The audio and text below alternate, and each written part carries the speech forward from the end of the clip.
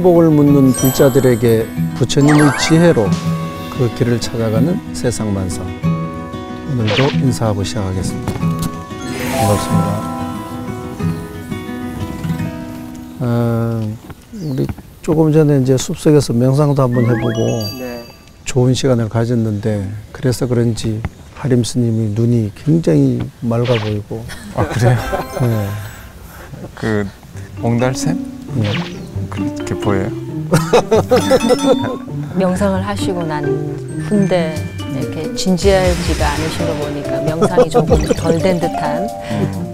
아까 명상하시면서 하시는 말씀이 그 어디를 가지 않았는데도 평생 여독에 걸린 것 같다는. 피곤한 일이 없었는데도 여전히 피곤하고. 그걸 고급 용어로 만성피로 이래요. 우리가 피곤하고 힘들 때 있잖아요. 몸이 처질 때. 근데 그래서 도저히 앉을 수 없고 이렇게 뭐 할 수 없을 것 같은 그때에도 이렇게 뭐 자선을 하거나 명상을 하거나 이렇게 하면 이제 허리가 이렇게 펴지고 그 오히려 누워서 쉬는 것보다 더 휴식이 되고 심신이 그 피로가 회복되는 거를 많이 느끼거든요. 그 명상 전문가시니까요. 아니요. 명상을 하고 이렇게 고요히 앉아 있다 보면 이 뇌가 두꺼워진다라는 그런 말씀을 들었어요. 두꺼워져요? 네. 현대인들은 여러 가지 이런 일들 때문에 뇌가 굉장히 점점 얇아지는데 명상이나 우리가 참선을 하고 앉아 있을 때 그 에너지가 이렇게 뇌의 벽을 두껍게 한다라는 그런 표현을 쓰더라고요. 그래서 어떤 그 수행자들에게 있어서 고요히 앉아 있는 그런 시간이 늘어날수록 어떤 외부 경계에 대해서 그렇게 직접적으로 부딪히지 않는다라는 것 스스로. 크게 노력하지 않는다. 맵집이 좋아진다. 그렇죠. 숲이 우리에게 이제 주는 것은 자연이니까 인위적이지 않다는 것이잖아요. 그러니까 우리는 지금 거의 인위적인 환경 속에 살고 있죠. 그래서 나는 가끔 그런 생각을 해요. 동물원 안에 갇혀 있는 동물만 지금 힘겨운 게 아니고 우리 스스로 그 콘크리트의 어떤 그 자연을 파괴하는 그런 감옥을 만들고 우리가 그 속에 살고 있지 않은가. 그래서 본능적으로 우리는 그런 인위적인 공간으로부터 이런 숲을 마음속으로 동경하고 있는 것이 아닌가, 이런 생각을 해요. 그러니까 아무리 악한 사람도 자연의 어떤 숲으로 들어가면 마음이 평화로워지는 것을 느끼고, 그 속에서 흐르는 그 시냇물, 맑은 물을 보면 마음이 그 깨끗해짐을 느낀다고 하는 것은 바로 숲이 주는 것이 바로 그런 의미가 아닌가 하는 생각을 하게 됩니다. 총림? 통도사 같은 경우에도 이렇게 그 일주문 올라가다 보면은 가기 위해서 가다 보면 이렇게 송림, 소나무 숲. 근데 부처님을 만나 뵙기 전에 먼저 그 숲길을 걸으면서, 요즘에 차 타고 이렇게 올라가 버리니까 주차장에 차 세워두고 바로 법당 들어가고 그러는데, 이게 시간이 된다면 일주문 바깥쪽에 차를 세워두고 그 숲길을, 송림을 따라서 이렇게 걸어가면서 미리 정화가 되죠. 네, 숲길 명상이라고 하잖아요. 그리고 또 범어사도 마찬가지고 또 해인사도 그렇고요. 또 제가 개인적으로 참 좋아하는 곳은 월정사. 네. 전나무 숲길이죠. 이렇게 걸어서 올라가다 보면은 이 바깥 세상에서 살았던 그런 번뇌들이 뚝뚝뚝 땅 위에 떨어진다는 생각이 들었어요. 그래서 이 사찰로 올라가는 길에 이런 숲이 있는 것이 아닐까 싶고. 이제 우리나라가 정말 그 모든 사찰들마다 굉장히 아름다운 숲길을 가지고 있잖아요. 아까 스님 말씀하셨던 그 오대산 천년의 숲길도 마찬가지고. 저는 미왕사에서 그 도서랑까지 올라가는 그 숲길도 굉장히 기억에 남는 숲길이고요. 또 대흥사 일지암에서 그 북미르감까지 가는, 지금은 일반인들이 잘 이렇게 통제하고 있는 그 길인데, 그 큰 바위를 이렇게 징검다리 삼아서 가는 그 길인데, 그런 그 사찰이 가지고 있는, 사찰이 품고 있는 숲길들을 가다 보면 정말 이렇게 정화가 되어지는 느낌이에요. 몸만 정화되는 게 아니라 생각도 정화되어져서 이게 정말 뭔가 이렇게 애쓰지 않아도 자연스럽게 명상이 되어지는 듯한 그런 느낌이 드는데 뭐 어디 그냥 자연스럽게 힐링되어지는 숲길 소개해 주시죠. 근데 이제 좀 알려졌다 하는 곳에는 이제는 사람이 너무 많아서 이제 알려진 곳에는 자연의 숲길을 찾기가 참 어려운 것이 우리 현실인 것 같아요. 그러니까 오히려 이렇게 소박한 이렇게 자연 그대로의 어떤 길을 간다면 그것이 숲의 어떤 의미를 더 느낄 수 있는 곳인데 어지간한 숲길은 지금은 다 어떤 정리가 되고 정비가 되어져서 참 아쉬움을 가지고 있어요. 조금 전에도 바람이 샥 불어오니까 아 진짜 이게 숲이구나 이런 걸 느끼던데 어디가 좋은 숲길이다 어디 나쁜 숲길이다가 없이 그냥 숲길은 다 좋죠. 예. 그런 기분 막 촥 바람이 불어올 때 지금 느낌 이 청량함 이 청량함을 안고 사연으로 들어가겠습니다.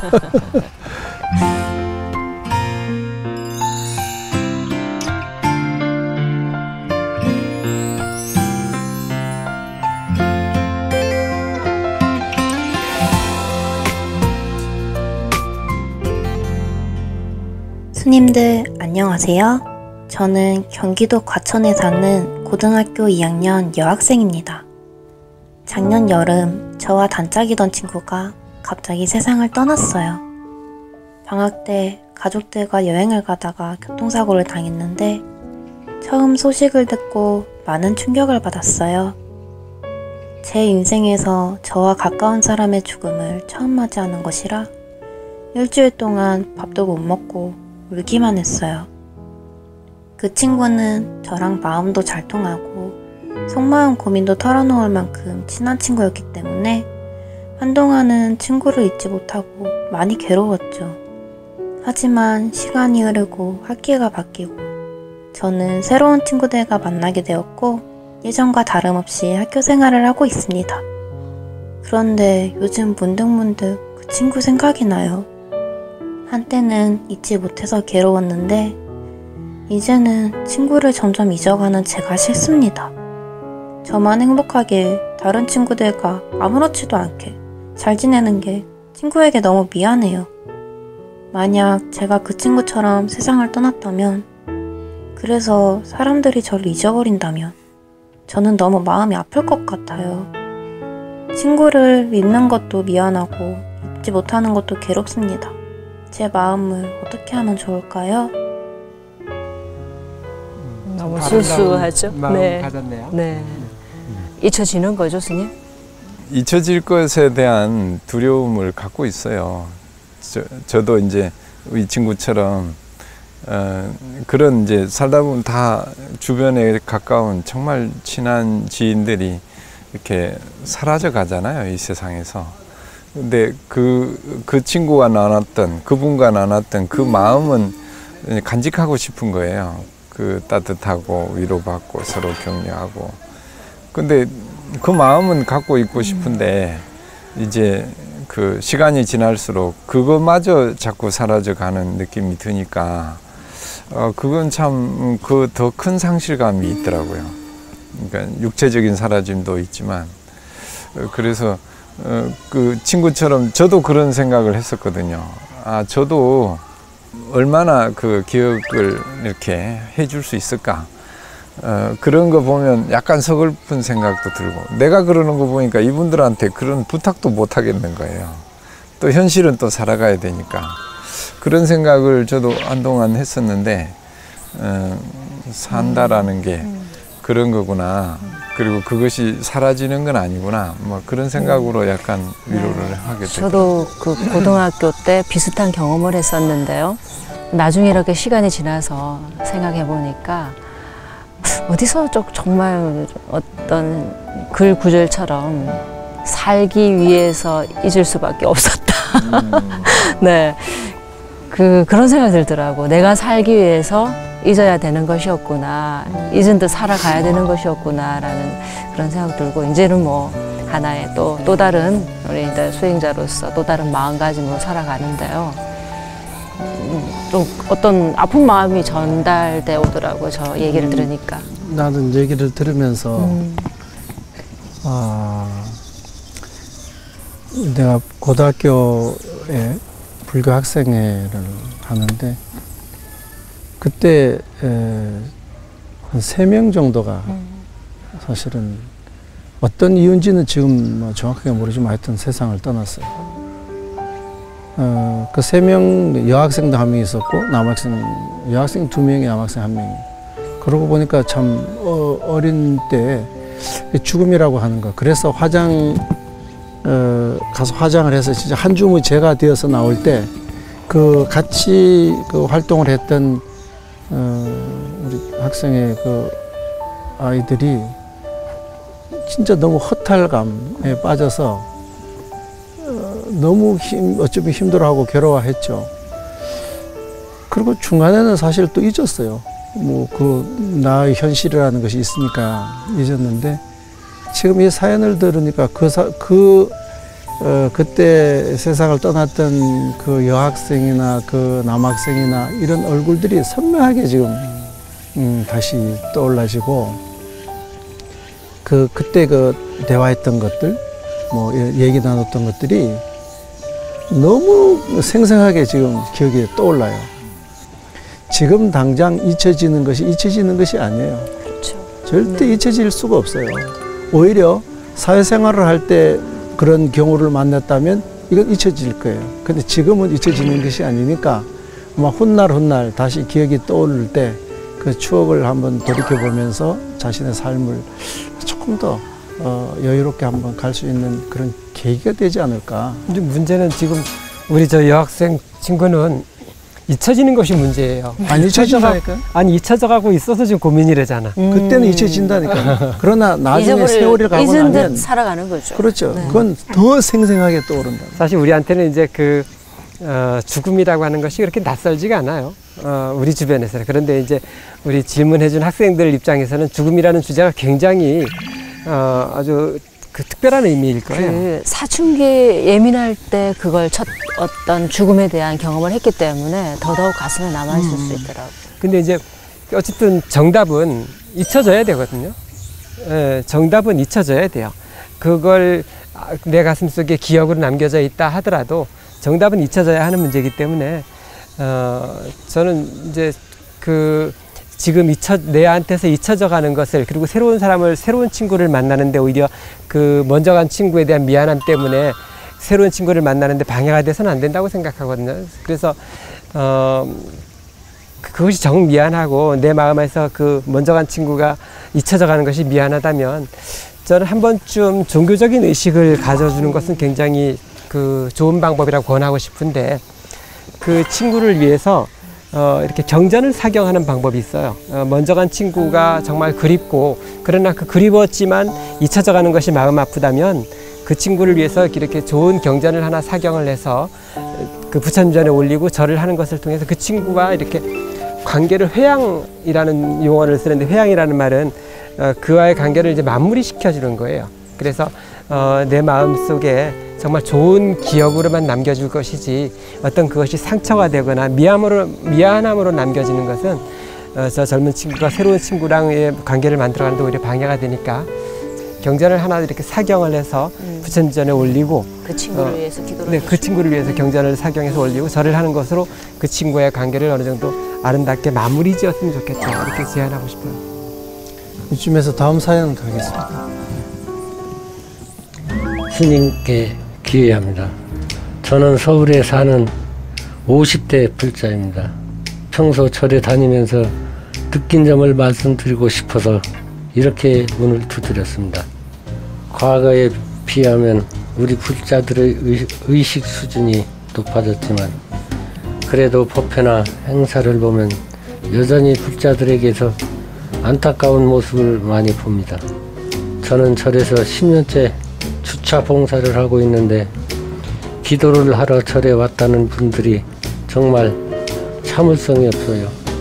주차장 입구가 좁아서 사람이 많이 몰리면 복잡한데 줄이 조금만 길어져도 사람들이 화를 냅니다. 가끔 실수로 차선을 잘못 타서 끼어드는 차라도 생기면 난리가 나요. 크락션을 빵빵 누르고 인상을 쓰며 화를 냅니다. 지금은 화가 난다고 봉사하는 저한테도 기분 나쁜 욕을 할 때도 있어요.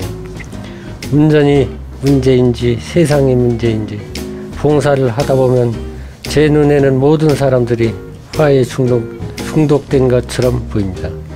멀쩡한 사람들도 운전대만 잡으면 험해지고 조금도 양보하지 않는 것 같아요. 요즘 신문에 보복운전이다 해서 험한 일도 자주 일어나잖아요.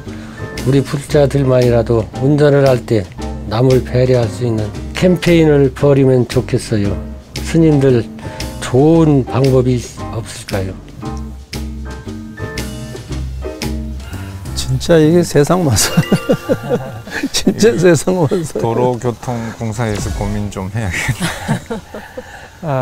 화 정말 많죠.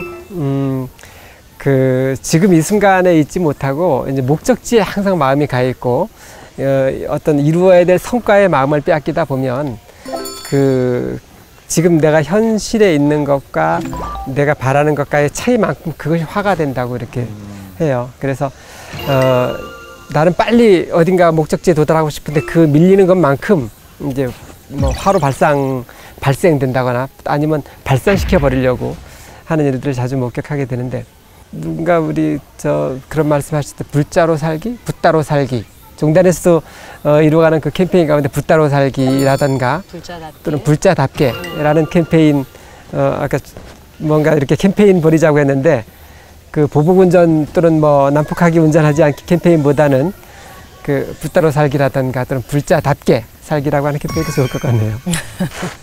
그 어린아이가 타고 있다라면 조금 조심하듯이 불자가 타고 있습니다. 우리 참 어려운 일인데 이 주차 국사에서도 가끔 그럽니까? 뭐 많은 일이죠. 생겨나는 일들이 있죠. 절에 많이 나온 사람이 더 고집을 부리고 내가 이 절에 누군데, 내가 이 절에 얼마 나왔는데, 그래서 더 힘들게 하거든요. 그러니까 조금 인격을 갖추느냐 하는 문제인데, 이 문제는 이 주차 관리하시는 그분도 소위 말하는 감정 노동 아니에요? 오는 분마다 전부 다 나다 하고 오는 곳이잖아요, 그것이. 거기에서 이걸 하려고 하니까 얼마나 힘들어요. 그러니까 이분이 힘든 건 충분히 이해를 하는데, 우리 불자들이 스스로 자발적으로 어떤 기득권 내려놓기, 요즘 뭐 많이 얘기를 하잖아요. 국회의원 기득권 내려놓기 아직도 많이 내려놔야 된다 이러는데, 국회의원만 내려놓으라고 얘기할 게 아니라 우리도 사실 은근 스스로가 그 절에 대한 어떤 기득권을 많이 행사하는 그런 것이 있으니까, 이거는 불자 내적인 어떤 각성이 일어나지 않으면 해결될 수 없는 일이다. 사실 이제 말씀을 지금 뭐 사찰에서 이렇게 봉사를 하시니까 불자에 국한하셔서 말씀하신 것이지, 우리 사회가 이미 많은 곳에서 일어나고 있는 일들이죠. 그러니까 불자들에게서만 일어나는 것이 아니라 우리 사회 여러 공간에서 이미 일어나고 있는 일들을 지금 이제 사찰에서 주차 안내를 하시다 보니까 좀 경험되는 일을 불자의 특정에서 말씀하신 거 아닌가 이렇게 생각이 드네요. 자존감의 문제가 좀 있는 것 같아요.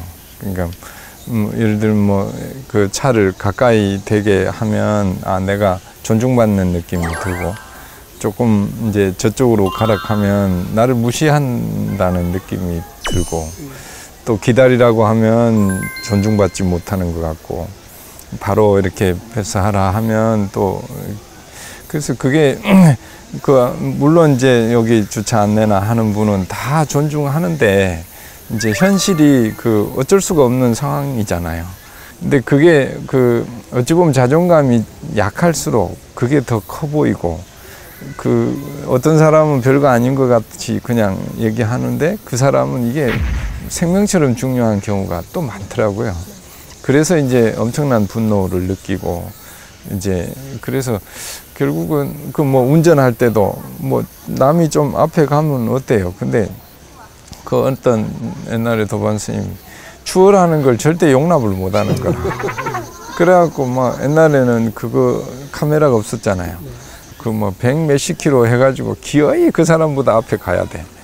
이런 게 이제 순간적인 자존감에 대한 상처가 온다고 느끼는 거죠. 그래서 이제 사실은 불교 이렇게 종교 생활이 필요한 게, 그런 걸 어려서 이렇게 충분히 다 교육받지 못하잖아요. 그러니까 평생을 그런 걸 이제 어찌 보면 채워가야 되는데 그게 이제 사찰이나 이렇게 신행생활로 서서히 이렇게 보충되지 않으면 평생을 그게 가더라고.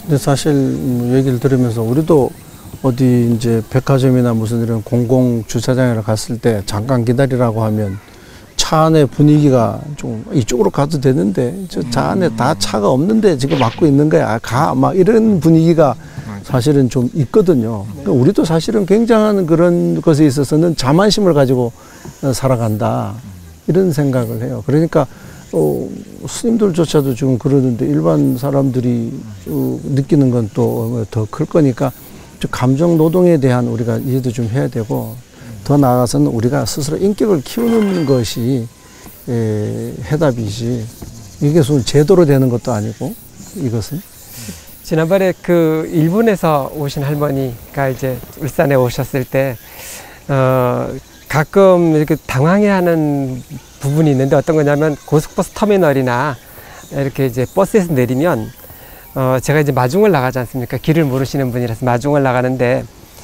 이렇게 이제 터미널 주변에서 이렇게 교통 안내를 하시는 분들이 굉장히 험악하셔요. 막 그 표정을 아주 험악한 인상으로 호루라기를 불면서 막 그 교통봉, 지휘봉이라고 해야 되나요? 안내봉을 막 울산만 그래요. 차를 두드리면서 조금 이렇게 험상궂은 표정을 지으면 굉장히 두려워하고 아주 긴장을 하는 거예요. 그래서 우리 이제 지금 저 사연 주신 거사님들도 기왕에 아름다운 봉사를 하시기 때문에 먼저 이렇게 안내를 할 때 굉장히 친절함을 잃지 않도록 노력을 하셔야 되겠다라는 생각을 사실은 부탁드리고 싶고 이 방송을 보는 불자들도 우리 그 거사님의 제안처럼 정말 운전하는 동안 마음에서 화 좀 내려놓으시고 조금은 여유 있게 부처님을 만나러 가는 그런 신행생활을 이어갔으면 좋겠다라는 생각이 듭니다. 주차 요원의 지시를 잘 따릅시다. 뭐 이런 캠페인을 꼭 하면 좋을 것 같네요. 이제 숲에 오니까 좀 사람이 좀 되는 것 같네요. 이 정도에서 마무리하도록 하겠습니다. 네, 감사합니다. 감사합니다.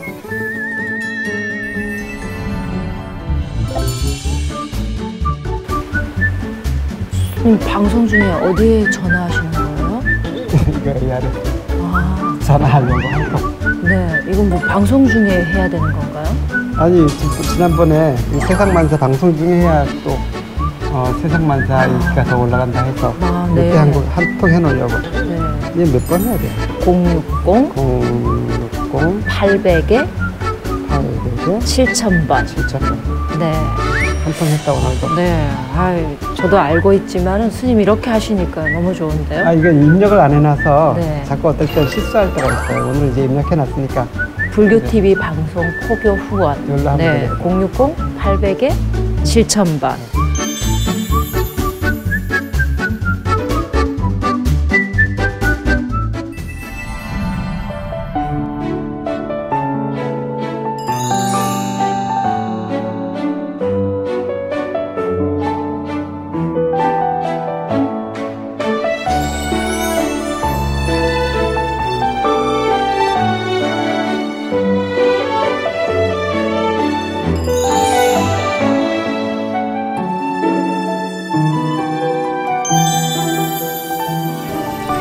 스님께는 하루에 통 메신저라고 하죠. 몇 통 정도 오세요? 아까 네, 쉬시는 시간에 이래 보니까 계속 이렇게 업무적인 것이겠지만 주고받고 하시던데. 업무적인 것이라는 전제로 네.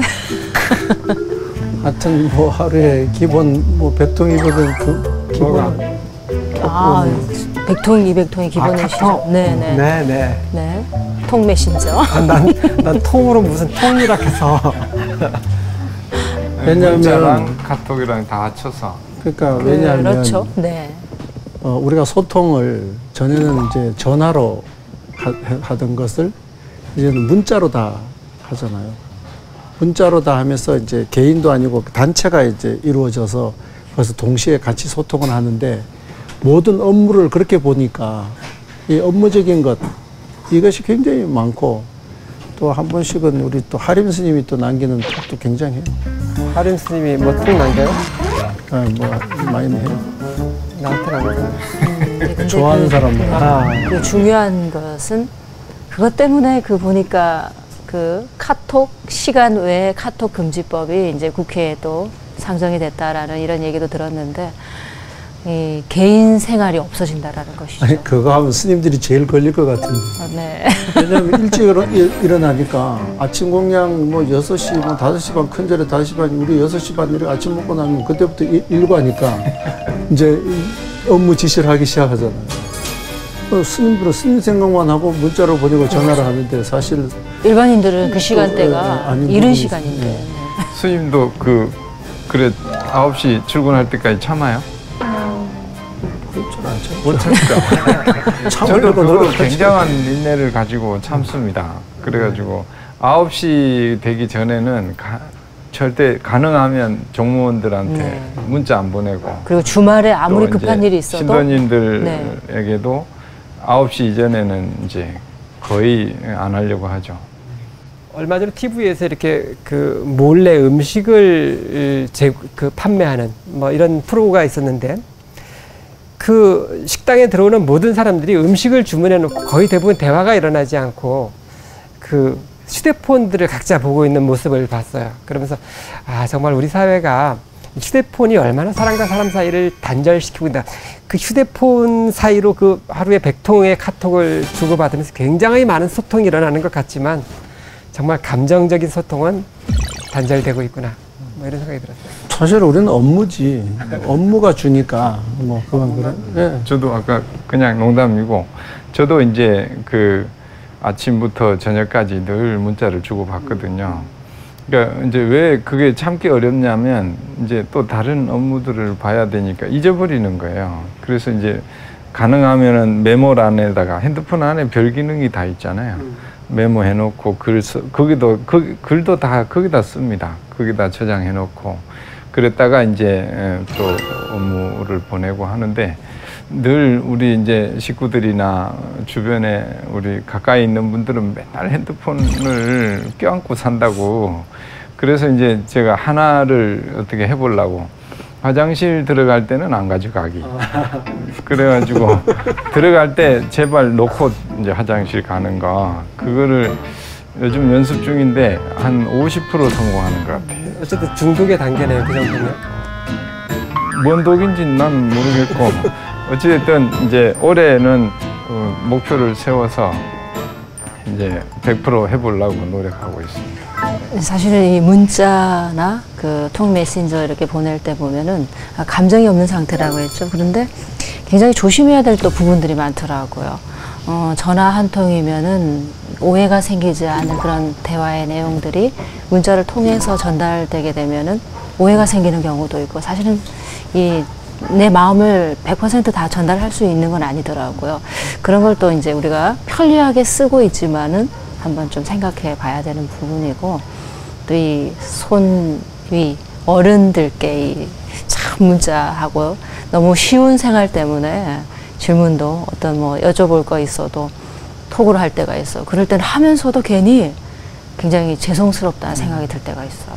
아무튼 이제 내가 어찌 보면 절 안에서는 이제 주지 소임이라는 것이 많은 종무원들을 거느리고 있으니까 내가 먼저 배려를 해서 시간을 좀 조정하고 해야 되겠다, 이런 생각은 하고 있죠. 어쨌든 이런 배려가 참 필요한 것 같아요. 그런 뭐 그 휴대폰이라고 하는 것이 우리 사회에 상당히 중요한 정말 이익이 좋은 물건이라 할지라도 그것을 사용함에 있어서는 서로에 대한 배려가 더 먼저 우선돼야 되는데.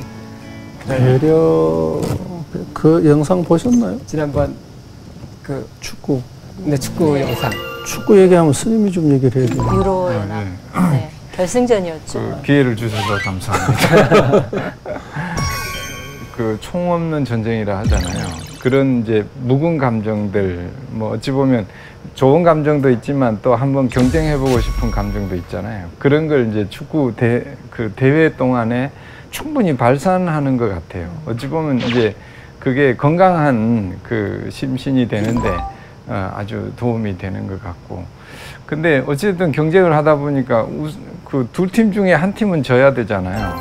그게 참 슬픈 현실이긴 한데 그 2등도 준결승에 준우승인데 너무 그 차이가 나는 거예요. 이긴 쪽은 막 그 화려하고 난리고 진 쪽은 그냥 맥없이 쓰러져 가지고 너무 허탈해 있는 이런 장면을 어른들이 보여주는데 거기 보니까 웬 꼬마가 한 7, 8살 정도 포르투갈 소년 되는 아이가 그 어른이 그 깊은 슬픔에 빠져 있는 어른을 이렇게 지가 팔도 안 닿는데 이렇게 화면에 보니까 손이 쑥 올라오는데 애기 손이 올라오더구만. 그것도 프랑스어로 그래 위로를 어른을 그건 안 돼요. 그래가지고 이렇게 자기를 보라고 해가지고 이렇게 위로를 하는데 또 그 어른이 그 아이를 고마워가지고 계속 안아주고 그 뭐 프랑스어로 위로를 했다고요? 그 아이는 거의 천재 같아요. 그래서 그런 어른들의 그 어찌 보면 이기고 싶다라고 하는 그걸로 인해서 깊은 좌절에 빠졌을 때 그 아이가 그런 아이들이 마음이 유연하잖아요. 그 승부의 그런 것보다. 그래서 어른을 위로하는 그 장면이 프랑스 모든 사람들의 슬픔을 좀 위로가 되지 않았을까. 참 좋은 장면이었어요. 작은 배려가 세상을 아름답게 하고 또 세상을 따뜻하게 한다는 것을 아마 단적으로 보여준 그런 영상이 아닌가 이런 생각이 들어요. 사실은 우리가 이제 그 종교적으로도 종교에서의 어떤 그 윤리 규범, 뭐 실천 덕목 이런 것들이 다 그런 배려에 대한 배려에 기인하고 있지 않나 싶어요. 그 우리가 이제 그 불교에서 사무량심을 이야기하고 또는 사서법을 이야기하고 육바라밀을 불자들이 실천해야 될 덕목으로 제안하고 있는데 그런 육바라밀이 됐던 사무량심이 됐던 사서법이 됐던 이 모든 수행 방법들이 다 누군가에 대한 배려가 이렇게 기반하고 있잖아요. 그래서 정말 너와 내가 둘이 아니다라고 하는 관점에서 서로를 아끼고 서로에 대한 어떤 배려의 마음 정말 중요하죠. 아까 SNS 부정적인 면을 얘기도 했는데 이제 그런 면은 전 세계 사람들이 동시에 보잖아요. 그런 좋은 감동도 뭐 몇십억 인구가 동시에 나눌 수 있다라는 게 또 그런 게 너무 좋은 점도 많은 것 같아요. 자, 이쯤에서 사연으로 들어가는 것은 어떨까 싶습니다. 편지가 도착했다는 소식이 그 편지는 네. 시간 맞춰 잘 도착해 있습니다. 누가 읽어요? 시간 많으신 많으셨으면 좀 한가해요.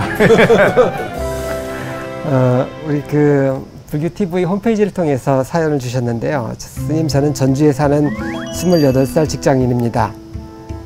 학교 졸업은 재작년에 했고 작년 가을에 중소기업에 입사했습니다.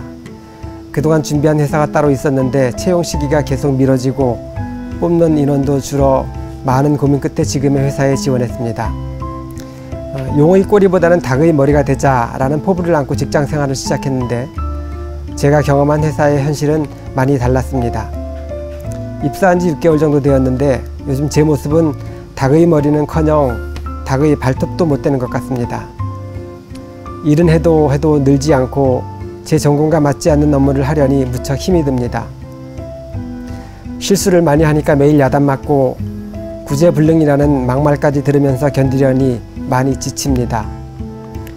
대학 선배는 늦기 전에 진로를 다시 정하라고 하는데 미래도 불투명하고 다시 일자리를 구하는 게 쉽지 않아서 그것도 고민이 됩니다.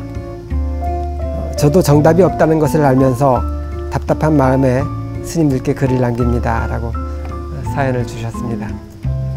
아마 이제 중소기업에 그 원하던 직장은 아니었겠죠. 요즘 직장 구하기가 힘들어서 그 모든 젊은이들이 원하는 직장 가지 못하지 않습니까? 근데 사연 주신 분도 이제 원했던 직장 또 자기가 학교에서 이렇게 전공했던 업무는 아닌 것 같은데 막상 들어가고 나니까 이제 힘겨워서 바꿔볼까 하는데도 또 막상 바꾸려고 해도 용기가 나지 않아서 답답한 마음을 보내오신 것 같습니다. 스님들도 출가하러 행자로 오잖아요. 또 스님 되려고 뭐 이렇게 할 때 그 뭐라 하면 안 되겠더라고.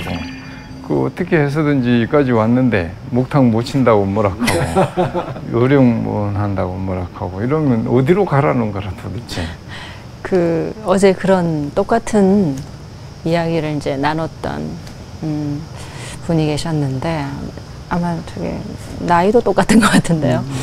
그 전공하고는 전혀 반대로 취업을 하게 됐는데 한 2개월 정도. 근데 너무 이제 원하지 않는 곳인 거예요. 그래서 옮겨가고 싶은데 또 마땅한 곳이었고 그래서 굉장히 고민을 하더라고요. 근데 저는 또 이렇게 이야기를 해줬어요. 본인이 하고 싶은 일을 구하는데 지금 현재 있는 곳에서 적어도 최소한 6개월 이상 그리고 좀 더 나아간다면 1년 정도는 지금 원하지는 않지만 좀 있어 보는 건 어떻겠느냐. 그렇다고 뭐 다른 곳에 면접 시험을 본다거나 이것을 하지 말라는 것은 아니고 우리가 그렇잖아요. 어딘가에 이렇게 면접을 보러 갈 때도 어느 곳에 얼마만큼 지탱을 했느냐가 굉장한 스펙이 된다고 할 수 있지 않습니까? 저희도 이제 어떤 직원을 뽑을 때 이제 그런 것을 보게 되는데 얼마만큼 그 자리에서 조금 인내하고 인욕하고 살았느냐 그거에 따라서도 견뎌냈느냐 이것도 그 인생의 한 부분에서 굉장히 중요한 부분을 차지하니까 조금 견뎌보고 분명히 헛된 세월은 아닐 거다라는 조언을 해드렸는데요. 아마 이분께도 좀 전해드리고 싶은 말이기도 합니다. 근데 이제 이걸 바라보는 관점이 네, 관점이 또 다르니까요. 아니 우리는 어쩌면 채용하는 입장에 굉장히 많이 네. 지금 젖어 있거든요. 네, 네. 그러니까 얘기를 하더라도 그 채용하는 입장에서 얘기를 하게 돼 있는데 많이 왔다가 많이 가거든요. 그 많이 왔다가 많이 가는데 옛날에는 가치관이 뭐냐면 내가 원하는 어떤 일보다도 거기서 원하는 데를 내가 맞춰주겠다는 의식들이 그래도 좀 있었는데 지금은 철저하게 내가 원하는 조건에 맞으면 하고 아니면 안 하겠다. 이것이 이제 사회적 어떤 흐름이에요. 그러다 보니까 와서 오래 있기보다는 자기가 원하는 가치와 기준에 맞지 않으면 금방금방 이것을 바꾸는 그런 시대적인 어떤 모습을 보이고 있죠. 그런데 우리가 절이라고 하는 것을 기준으로 볼 때도 보면 이 1년 중에 바쁜 달이 있고 좀 이렇게 그래도 비교적 한가한 달이 있어요. 그러면 적어도 한 직장에 들어가서 1년이라고 하는 세월 정도를 한번 버텨보면 그것은 1년의 흐름이 나오기 때문에 그걸 주기로 모든 것이 돌아가지니까 조금은 그것을 이해할 수 있는 시간도 되고 내지는 적응할 수 있는 그것도 되는데 너무 급하게 내지는 단기간에 그 보고 내가 본 것을 전부 나의 기준으로 그것을 재단하게 되면 결코 내 마음에 드는 그런 직장이 많지 않다라는 것을 한번 생각을 해봤으면 좋겠다. 난 사정과에 그건 잘 모르겠지만 네. 그 요즘에 이렇게 뭐 언론이라든가 여러 가지 가정에서 이렇게 젊은이들을 향한 멘토들이 이제 많은 도움을 주지 않습니까? 근데 그런 멘토들이 하는 이야기를 이렇게 곰곰이 들어보면 대부분의 멘토들이 젊은이들이 하고 싶은 일을 해라. 젊은이들이 하고 싶은 일을 해야만 열정이 생기고 열정이 생겨야만 훌륭한 결과물이 나온다. 주로 이런 얘기들을 많이 하는데 우리 사회가 하고 싶은 일을 할 수 있는 사람들이 얼마나 될까? 또 우리가 어떤 여러 가지 그 분야를 놓고 하고 싶은 일은 누구나 하고 싶죠.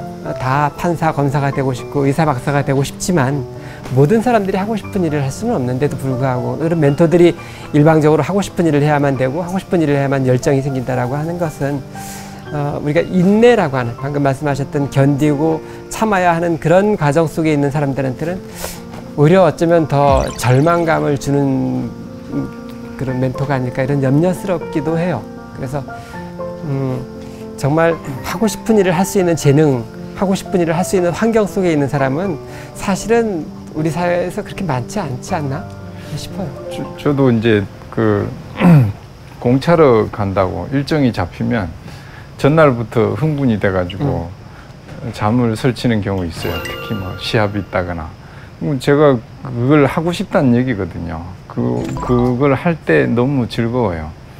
근데 내가 스님 때려치고 축구를 가서 축구인의 길을 간다고 하면 이제 아마 굉장히 살기 힘들겠죠. 그러니까 그 내가 하고 싶은 일을 하라고는 하는데 그렇게 하면 행복한 줄 다 알아요. 근데 그걸 하면서도 또 어떤 직장에서의 뭐 봉급이라든지 어떤 경제적인 안정이라든지 뭐 이런 것을 다 얻을 수는 없어요. 그러니까 그런 좋은, 예를 들어서 직장에서 좋은 뭐 이렇게 뭐 재정하고 어떤 명예까지 얻으면서 내가 정말 원하는 거를 같이 한다는 거는 저는 현실 불가능한 것 같아요. 그 많은 미래학자 그리고 사회학자들이 전망하는 앞으로의 시대는 적어도 이제 하나의 직업으로 나의 생활 하나를 다 살기는 너무 사회가 급변하고 있다. 그렇기 때문에 적어도 한 생을 살아가면서 대여섯 번의 직업이 바뀌어지는 그런 시대가 올 거라고 예측을 하고 있어요. 그렇기 때문에 그 일을 적어도 자기가 어떤 아까 얘기했듯이 1년이든 얼마든 시간을 정해놓고 그 직업에 대한 판단을 좀 하는 그 기준을 잡았으면 좋겠다라는 생각을 하고 그 기준에 봐서 아니라고 생각하면 바꿔야죠. 근데 너무 성급하게 그 자기가 하고 있는 일에 대해서 속단하지 않고 정확하게 그것을 파악할 수 있는 시간만큼은 거기에 한번 몰입해 보는 시간을 가진 후에 결정하는 것이 어떨까 이런 생각을 하는데 그 직업이라고 하는 것이 이제 한 측면으로서는 생존의 도구지 않습니까? 직업을 통해서 어떤 경제적인 것을 준비하고 그것이 이제 생존을 이어가기도 하고 또 한 가지는 그것이 이제 보람도 있어야 되는 거죠. 근데 보람이라고 하는 것은 정말 하고 싶은 일을 했을 때 보람이 생기는 건데 이 두 가지의 양 측면을 적절하게 어떻게 조화시켜 갈까? 정말 보람만을 위해서 하고 싶은 일을 하려면 경제적인 것이 따라주지 않는 경우들도 있고요. 또 너무 경제적인 것에 매달려 있다 보면 보람이 없어서 자기 직업에 대한 어떤 뭐랄까 그 만족감을 갖지 못해서 항상 그 하기 싫은 일을 해야 하는 것 같은 이런 두 가지의 축을 잘 조화해 나가려면 저도 견디는 힘들 어느 정도는 시간이 그것을 익숙해질 때까지는 감당해보는 시간은 꼭 필요할 거라고 생각합니다. 하여튼 사회의 변화에 한번 그 기준을 나에게서 사회로 한번 던져보는 그런 용기도 필요하겠다는 생각을 하고요. 어쨌든 빨리 마음 잡고 그 자리에서 일을 하든 아니면 새로운 출발을 하든 양당 간 좋은 어떤 결과가 오기를 우리 스님들 다 함께 기원하면서 오늘 얘기를 해서 마무리하겠습니다. 힘내십시오.